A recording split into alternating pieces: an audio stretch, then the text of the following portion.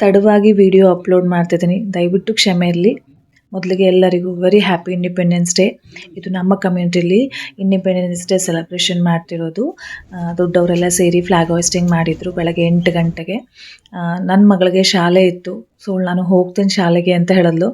ನಾನು ಅರುಣು ರಮ್ಯಾ ಅವರೆಲ್ಲ ಇಲ್ಲಿ ಸೆಲೆಬ್ರೇಟ್ ಮಾಡಿದ್ವಿ. ಸರಿ ಆಯಿತು ಸ್ಕಂದಂಗೆ ನೀನೇ ಬಿಟ್ಬಿಟ್ಟು ಬಾ ಅಂತ ಹೇಳಿದೆ.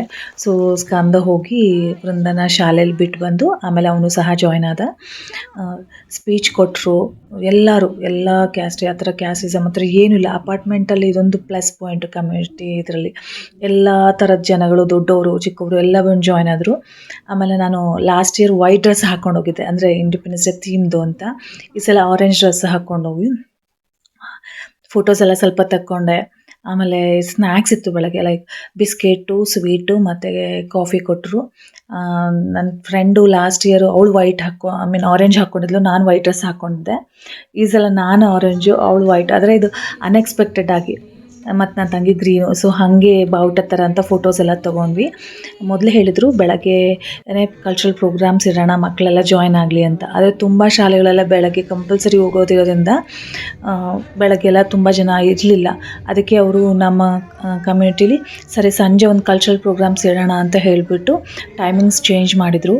ಸೊ ಇನ್ಸ್ಟೆಂಟಾಗಿ ಸರಿ ಅಂತ ವೃಂದಂಗೆ ಪ್ರಾಕ್ಟೀಸ್ ಕೊಟ್ವಿ. ಶಾಲೆಯಿಂದ ಬಂದ ಮೇಲೆ ಪಾಪ ಅವಳು ಒಂದು 3 ಅವರ್ಸಲ್ಲಿ ಕಲ್ತಿದ್ದು.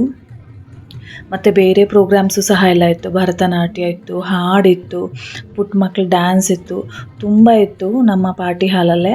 ನಾನು ಇದು ಸಮಯ ಕಮ್ಮಿ ಇರೋದ್ರಿಂದ ನಾನು ಎಲ್ಲ ಕವರ್ ಮಾಡೋಕ್ಕಾಗಲಿಲ್ಲ, ಸ್ವಲ್ಪ ಸ್ವಲ್ಪ ಬಿಟ್ಸ್ ತೋರಿಸ್ತೀನಿ.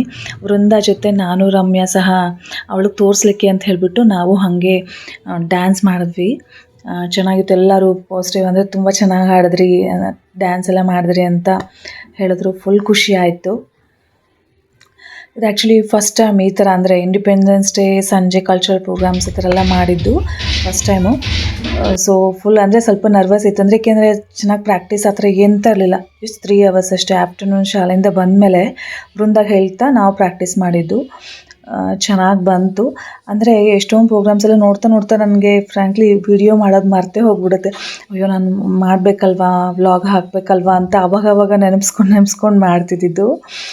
ಅಂದರೆ ಇನ್ನೂ ಸ್ಟಾರ್ಟಿಂಗ್ ಅಲ್ವಾ, ಬಿಗಿನರ್ಸು, ಸೊ ಸ್ವಲ್ಪ ಸಮಯ ಹಿಡಿಯುತ್ತೆ. ಸೊ ಇದಾದಮೇಲೆ ಊಟ, ಲಂಚ್, ಅಂದರೆ ಸ್ನ್ಯಾಕ್ಸ್ ಥರ ಅಂತ ಹೇಳಿದ್ರು, ಬಟ್ ಊಟ ಥರನೇ ಆಯಿತು. ಟೊಮೆಟೊ ಬಾತ್ ಕೊಟ್ಟಿದ್ರು, ಅದಕ್ಕೆ ಚಟ್ನಿ ಅಂತೆ, ವಡೆ ಮತ್ತು ಸ್ವೀಟ್ ಬಂದು ಡ್ರೈ ಜಾಮೂನು, ರುಚಿಯಾಗಿ ತುಂಬ ಚೆನ್ನಾಗಿತ್ತು. ಸೊ ತುಂಬ ಎಲ್ಲರೂ ಪಾರ್ಟಿಸಿಪೇಟ್ ಮಾಡಿದ್ರು, ತುಂಬ ಜನ. ಇದಾಗಿತ್ತು ನನ್ನ ಮಿನಿ ವ್ಲಾಗು. ನಾನು ಸಿಗ್ತೀನಿ ನೆಕ್ಸ್ಟ್ ವ್ಲಾಗಲ್ಲಿ. ಬಾಯ್.